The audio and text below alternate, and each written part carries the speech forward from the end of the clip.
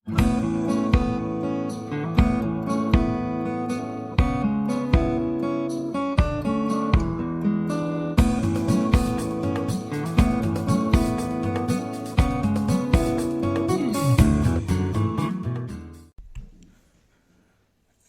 പ്രിയപ്പെട്ടവർക്കും ട്രേഡർ സ്ട്രീറ്റിൻ്റെ പുതിയൊരു വീഡിയോയിലേക്ക് സ്വാഗതം.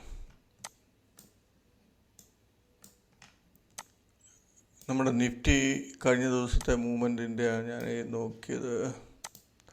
ഇവിടെ നമുക്ക് നോക്കിയാൽ അറിയാം, നിഫ്റ്റി ഓപ്പണിംഗ് ഫ്ലാറ്റ് ഓപ്പണിംഗ് വന്നിട്ട് നേരെ കുത്തനെ ഇടിഞ്ഞ് താഴോട്ട് പോയി.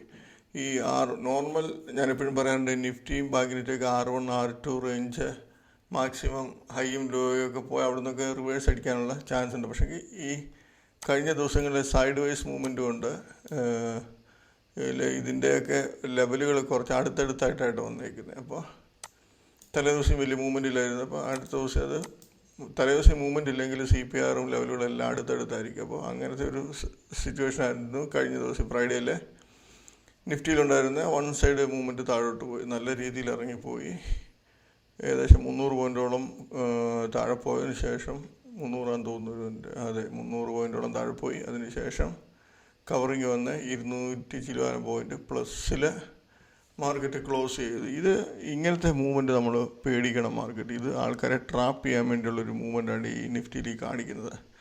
അപ്പോൾ വരും ദിവസങ്ങളിൽ ആൾക്കാർ ഈ ഒരു മൂവ്മെൻറ്റിൽ എന്താണ് പ്രതീക്ഷിക്കുന്നത്? ഒരു ഹെവി ബുള്ളിഷ് ട്രെൻഡിലോട്ട് മാർക്കറ്റ് വന്നെന്ന് സാധാരണ ആൾക്കാർ പ്രതീക്ഷിക്കും. പക്ഷേ ഇത് ആൾക്കാരെ ട്രാപ്പ് ചെയ്യും. 25,000 റേഞ്ച് വന്നെങ്കിൽ ഉറപ്പായിട്ടും ആൾക്കാർ അവിടെ വന്നിട്ട് 25,000 മുകളിലോ ട്രേഡ് ആയെങ്കിൽ ആൾക്കാർ വീണ്ടും ബുള്ളിഷ് ട്രെൻഡിലോട്ട് മാറും. അവിടെ നിന്ന് നല്ലൊരു സെല്ലിങ് വരാൻ ചാൻസ് ഉണ്ട്. എൻ്റെ കാൽക്കുലേഷൻ്റെ നിഫ്റ്റി ഈ ആഴ്ചയിൽ എപ്പോഴെങ്കിലും 25,000 അടിച്ചെങ്കിൽ ഉറപ്പ് 25,000 വരാം. വന്നാൽ തിരിച്ച് നല്ലൊരു സെല്ലിങ് മാർക്കറ്റ് വീണ്ടും വരും. അപ്പോൾ ആ റേഞ്ച് പ്രത്യേകം ശ്രദ്ധിച്ചാണ് 25,000, ഒരു 24,950 തൊട്ട് 25,200 വരെ ഈ റേഞ്ചിനുള്ളിൽ വന്നാൽ ഉറപ്പായിട്ട് മാർക്കറ്റ് സെല്ലിങ് വരും. അപ്പോൾ അവിടുന്ന് ആ സമയത്ത് നമുക്ക് നല്ല രീതിയിൽ ഓപ്ഷൻ ചെയ്യുന്നവർക്കൊക്കെ ആണെങ്കിൽ ഹോൾഡ് ചെയ്യാൻ പറ്റും. പുട്ട് ഓപ്ഷൻ എടുത്ത് ഹോൾഡ് ചെയ്യാൻ പറ്റും.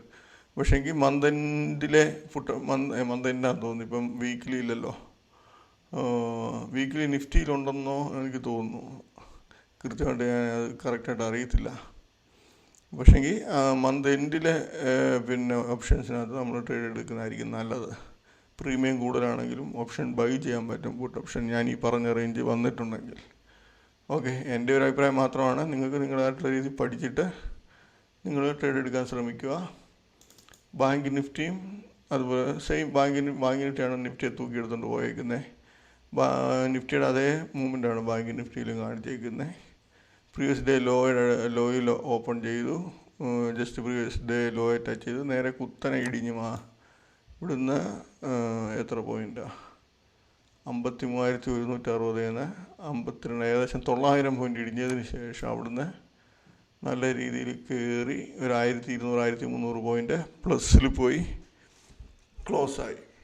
അപ്പം ഇതൊക്കെ നല്ല ട്രാപ്പ് ചെയ്യാൻ പറ്റിയ ഏരിയകളാണ് ഈ ഏരിയയിലൊക്കെ. ഇപ്പം നമ്മൾ ഡെയിലി ചാർട്ടിൽ നോക്കുകയാണെങ്കിൽ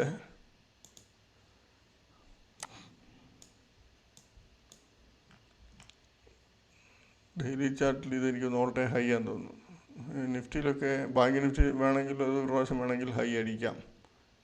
നിഫ്റ്റി പക്ഷേ പോസിബിൾ അല്ല. നിഫ്റ്റി 25,000 ലെവലിൽ സെല്ലിങ് വരാനാണ് ചാൻസ്. ഈ നിഫ്റ്റിയുടെ ചില ഇമ്പോർട്ടൻ്റ് ലെവൽസാണ് ഞാൻ ഈ മാർക്ക് ചെയ്തിട്ടേക്കുന്നത്. നോക്കാം.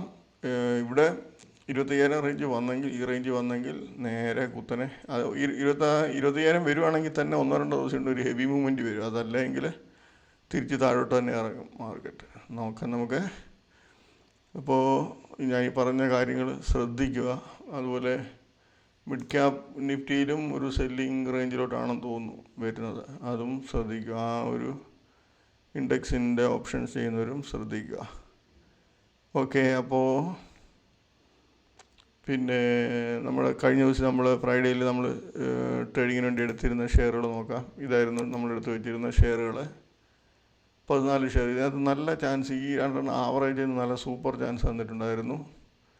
ഞാൻ ആവറേജിന് ചാൻസ് തരാൻ സാധ്യതയുണ്ടെന്ന് പറഞ്ഞ ഷെയറായി അത് രണ്ടും ആവറേജിനടുത്തുനിന്ന് നല്ല രീതിയിൽ താഴെ ഇറങ്ങിപ്പോയി. അതിന് ഈ കെയ്ൻസിൻ്റെ തിരിച്ച് കയറി വന്നു. പിന്നെ സെൻട്രം ഇതിനകത്ത് നല്ല ചാൻസ് തന്നതിന് ശേഷം ആ ഷെയർ കയറി. DCMA, black buck, bliss GVS തന്നു, ഷാലറ്റ്, സ്റ്റാർ സിമെൻ്റ്, എക്സാരോ സ്പ്ലിറ്റ് ആയിരുന്നു. അപ്പോൾ നമ്മൾ ആ ഷെയർ നോക്കിയിട്ടില്ല. ബാക്കി മിക്കവാറുള്ള ഷെയർസിനകത്തെല്ലാം തന്നു. ഒരു 3-4 ഷെയർ നമുക്ക് ജസ്റ്റ് ഒന്ന് നോക്കാം. ബ്ലാക്ക് ബക്ക് നല്ല ചാൻസ് തന്ന ഷെയർ ആയിരുന്നു.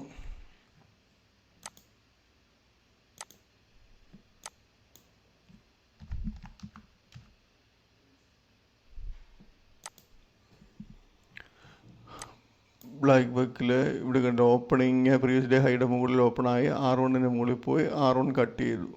R1 കട്ട് ചെയ്ത് ഇവിടെ നമ്മൾ എൻട്രി എടുത്താൽ 449 എൻട്രി എടുത്താൽ നമുക്ക് നോക്കിയാൽ വൺ സൈഡ് മൂവ്മെൻറ്റ് 409, ഏകദേശം 40 രൂപയ്ക്ക് അടുത്ത്, അതെ 40 രൂപയ്ക്ക് അടുത്ത് പ്രോഫിറ്റ് കിട്ടുന്നു. ഇവിടെ ചെറുതായിട്ടൊരു സ്റ്റോപ്പ് ലോസ് ഒരു പോകുന്നുണ്ട്. പക്ഷേ അത് നമുക്ക് ഇവിടെ ഡോസ് ഒരു ഈസി ആയിട്ട് ഇവിടെ കവർ ചെയ്തെടുക്കാൻ പറ്റും. അത് ഞാനിപ്പോഴും പറയാറുണ്ട്, ഒരു സ്റ്റോപ്പ് ലോസ് പോയാൽ നമുക്ക് വീണ്ടും ചാൻസ് വരുമ്പോൾ എൻട്രി എടുത്താൽ മതി അതിനകത്ത്.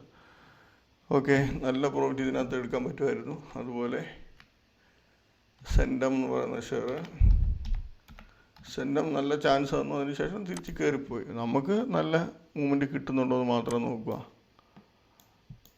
സെൻഡം ഓപ്പണിങ് പ്രീവിയസ് ഡേ ഹൈ, ഇത് പ്രീവിയസ് ഡേ ഹൈ ആണ്. പ്രീവിയസ് ഡേ ഹൈയുടെ മുകളിൽ ഓപ്പണായി ഇവിടം വരെ പോയി നേരെ തിരിച്ച് ഇറങ്ങി. പ്രീവിയസ് ഡേ ഹൈ താഴോട്ട്, പ്രീവിയസ് ഡേ ഹൈയുടെ താഴോട്ട് ഇറങ്ങുമ്പോൾ നമ്മൾ എൻട്രി എടുക്കും. ഇവിടെ എടുത്താൽ ഏകദേശം 94 എന്നത് 19 വരെ, ഏകദേശം 80 പോയിൻറ്റിനടുത്ത് ഈ ഷെയർ പ്രോഫിറ്റ് തരുന്നുണ്ട്. അതിനുശേഷം തിരിച്ച് വീണ്ടും കയറി പ്രീവിയസ് ഡേ ഹൈയിൽ സപ്പോർട്ടഡ് റെസിസ്റ്റൻസ് ഉണ്ടായിരുന്നു. അതിനുശേഷം മൂന്നാം പ്രാവശ്യം അത് കട്ട് ചെയ്ത് പിന്നെ ഹെവി മൂവ്മെൻറ്റ് അപ്പിലോട്ട് കാണിച്ചു.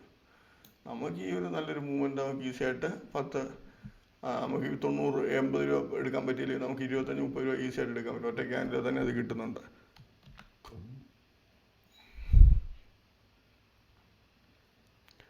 അതിനുശേഷം നമുക്ക് സ്റ്റാർ സിമെൻ്റ് നല്ല ചാൻസ് ഉണ്ട്.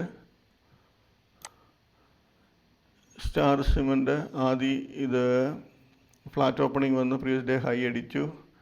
ഇതുണ്ടല്ലേ, പ്രീവിയസ് ഡേ ഹൈ അടിച്ചതിന് ശേഷം R1 പോയി ടച്ച് ചെയ്തു, തിരിച്ചിറങ്ങി. ഇവിടെ നമ്മളൊരു എൻട്രി എടുത്താൽ 231 ഒരു എൻട്രി എടുത്താൽ നമുക്ക് 220, 11 രൂപയ്ക്ക് അടുത്ത് പ്രോഫിറ്റ് ആ ഷെയർ കാണിക്കുന്നുണ്ടായിരുന്നു. അതിനുശേഷം എല്ലാ ഷെയറും ഇതുപോലൊക്കെ സെയിം തന്നെ. നമ്മളാ പറയുന്ന രീതി ഒന്ന് മനസ്സിലാക്കി വെച്ചിരുന്നാൽ മാത്രം മതി. ഷാലറ്റ് അത് ലെവൽ 1 താഴെയായിരുന്നു.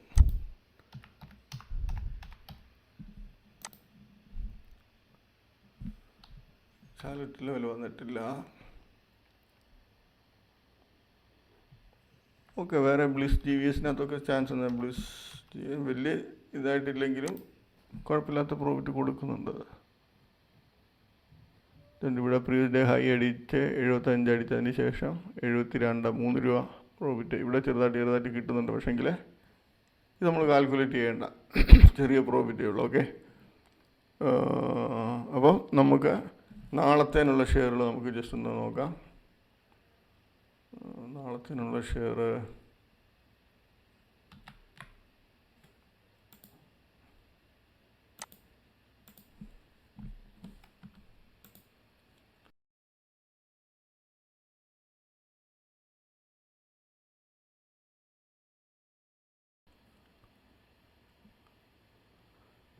നാളത്തേനുള്ള ഷെയറുകളാണിത്. നാളത്തേനുള്ള ഷെയർസിനകത്ത് ഈ കെയ്ൻസിൻ്റെ പ്രത്യേകം ശ്രദ്ധിച്ചോണ്ട്, കെയ്ൻസിൻ്റെ ഇറങ്ങുവാണെങ്കിൽ ഹെവി ആയിട്ടായിരിക്കും ഇറക്കം. ഓൾ ടൈം ഹൈയിൽ നിൽക്കുന്ന ഷെയറാണ്.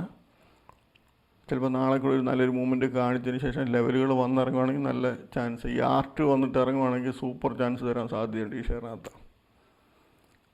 ബറോക്ക് എഞ്ചിനീയറിങ് ഹൈ 615, 619, 619 മുകളിൽ പോയതിന് ശേഷം ഈ 619, 615 താഴെ പോയാൽ നല്ലൊരു ഇറക്കം പ്രതീക്ഷിക്കുക. അതിനകത്ത് നമുക്ക് 619 താഴെ ഇറങ്ങുമ്പോൾ എൻട്രി എടുക്കാം. 615 താഴെ പോയാൽ കൂടുതൽ പ്രോഫിറ്റിന് വേണ്ടി നമുക്ക് വെയിറ്റ് ചെയ്യാൻ പറ്റും. വെസ്റ്റ് ലൈഫ് 839, വെസ്റ്റ് ലൈഫിനകത്തും സെയിം അതുപോലെ തന്നെ. R1 പ്രീവിയസ് ഡേ ഹൈയും രണ്ടും അടിച്ചതിന് ശേഷം ഈ രണ്ടിനും താഴെ പോയാൽ നല്ല പ്രോഫിറ്റിന് ചാൻസ് ഉള്ള ഷെയറാണ്. KPR മില്ല് നോക്കുക, ഓപ്പണിങ് നല്ലൊരു മൂവ്മെൻറ്റ് കിട്ടി, R2 വന്നിട്ട് ഇറങ്ങുവാണെങ്കിൽ നല്ലൊരു ചാൻസ്, R1 വന്നിട്ട് ഇറങ്ങുവാണെങ്കിൽ ചാൻസ് എടുക്കാൻ കുഴപ്പമില്ല. പക്ഷേ അധികം നേരം നമ്മൾ വെച്ചുകൊണ്ടിരിക്കരുത്. ശിവാലിക് എന്ന് പറയുന്ന ഷെയർ ഹൈ അടിച്ചിട്ട് ഇറങ്ങുവാണെങ്കിലും അതെല്ലാം മൂവ്മെൻറ്റ് നല്ല മൂവ്മെൻറ്റ് കിട്ടി, R1 ഒക്കെ വന്ന് ഓപ്പണിങ് കിട്ടിയിട്ട് ഇറങ്ങുന്നത് കണ്ടാൽ നല്ല ചാൻസ് കിട്ടും. PDMJ പേപ്പറിനകത്ത് ഹൈയോ R1 അടിച്ചിട്ട് ഇറങ്ങുവാണെങ്കിൽ നമുക്ക് നല്ലൊരു ചാൻസ് പ്രതീക്ഷിക്കാം. ഹിൽട്ടൺ മെറ്റലും ഹൈയും R1 റേഞ്ചിൽ നിന്നൊക്കെ തിരിയാനാണ് ചാൻസ് കൂടുതൽ. MHL ഈ ഷെയർ ഇത് 3-4 ഏകദേശം 5-6 ദിവസം കൊണ്ട് 60% കയറിയ ഷെയറാണ്. അപ്പോൾ ഈ ഷെയറിനകത്ത് ഒരു സെല്ലിങ് വന്നാൽ അത് ഉറപ്പാണ് ഡൗൺ സർക്യൂട്ടാണ് ആ ഷെയർ. മിക്കവാറും നാളെ 5%-ലായിരിക്കും. അപ്പോൾ 5%-ലാണെങ്കിൽ നമ്മൾ ചെയ്യാൻ പറ്റുന്നത് ഈ പ്രീവിയസ് ഡേ ഹൈയുടെ താഴെ ഇറങ്ങുവാണെങ്കിൽ ചാൻസ് എടുക്കാം. അല്ലാതെ ഇപ്പം 326-നൊക്കെ എൻട്രി എടുത്ത് 330-31 അതിൻ്റെ ലെവലാണെങ്കിൽ നമ്മൾ ചെയ്താൽ നമുക്ക് ബെനിഫിറ്റ് കിട്ടത്തില്ല. അപ്പോൾ അത് ശ്രദ്ധിക്കുക. അപ്ടെക്ക് ഹൈ അടിച്ചിട്ട് ഇറങ്ങുവാണെങ്കിൽ ചാൻസ് എടുക്കാം. അതല്ല R1 കിട്ടിയിട്ട് ഇറങ്ങുവാണെങ്കിൽ നല്ല ചാൻസ് കിട്ടും. സെൻഡം എന്ന് പറയുന്ന ഷെയർ അതും നോക്കുക. സെൻറ്റം 4 ലക്ഷത്തിൻ്റെ വോളിയുണ്ട്. ഇതിനകത്തും ലെവലുകൾ വന്നിറങ്ങുവാണെങ്കിൽ നല്ല ചാൻസ് കിട്ടാൻ സാധ്യതയുണ്ട്. ഹൈയോ R1 ഒക്കെ വന്നിട്ട് R1 വന്നിട്ട് ഇറങ്ങുവാണെങ്കിൽ നല്ല ചാൻസ് ആയിരിക്കും. MB എന്ന് പറയുന്ന ഷെയർ ഹൈയോ R1 പോയിട്ട് ഇറങ്ങുവാണെങ്കിൽ നമുക്ക് നല്ല ചാൻസ് കിട്ടാൻ സാധ്യതയുണ്ട്. ഇത് ശ്രീറാം സിൽക്ക് എന്ന് പറയുന്ന ഈ ഷെയർ 1000-ന് മുകളിൽ, അതായത് 1021 പോയിട്ട് ഇറങ്ങിയാൽ നല്ല ചാൻസ് പ്രതീക്ഷിക്കാം. യുണൈറ്റഡ് ടീക്കകത്ത് ഹൈ അടിച്ചിട്ട് ഇറങ്ങുവാണെങ്കിൽ നല്ല ചാൻസ് പ്രതീക്ഷിക്കാം. DCM ഡൗൺ ഓപ്പണിംഗ് ആയിരിക്കും. അപ്പോൾ ഡൗൺ ഓപ്പണിംഗ് വന്നാൽ ഈ 135-ന് താഴെ ഓപ്പണിംഗ് വന്നിട്ട് തിരിച്ച് ഈ 136-91 മുകളിലോട്ട് കയറുവാണെങ്കിൽ നമുക്ക് ചെറിയൊരു ബൈ എൻട്രി എടുക്കാം, അല്ലെങ്കിൽ വിട്ടേക്കുക ഷെയർ. അല്ലെങ്കിൽ ഹൈ റേഞ്ചിൽ ഇപ്പം 149 ആ റേഞ്ചിലൊക്കെ വന്നിട്ട് ഇറങ്ങുവാണെങ്കിൽ ചാൻസ് എടുക്കാം. ഓർബിറ്റ് എക്സ്പ്രസ് എന്നോ ബജാൽ ഈ രണ്ടെണ്ണം 20%, ഒന്ന് 20% അടുത്ത് വേണം. അപ്പോൾ ഇതിനകത്ത് രണ്ടിനകത്ത് R1 R2 റേഞ്ചിൽ നിന്ന് കിട്ടുവാണെങ്കിൽ സൂപ്പർ ചാൻസ് കിട്ടാൻ സാധ്യതയുള്ള ഷെയറുകളാണ്. R1 ആണെങ്കിലും നല്ല കുഴപ്പമില്ലാത്ത നല്ല ചാൻസ് കിട്ടും. നോക്കി ചെയ്താൽ മതി. അപ്പോൾ ഓക്കെ, എല്ലാവർക്കും നാളെ നല്ലൊരു പ്രോഫിറ്റബിൾ ഡേ ആയിക്കട്ടെ എന്ന് ആശംസിക്കുന്നു. ബൈ.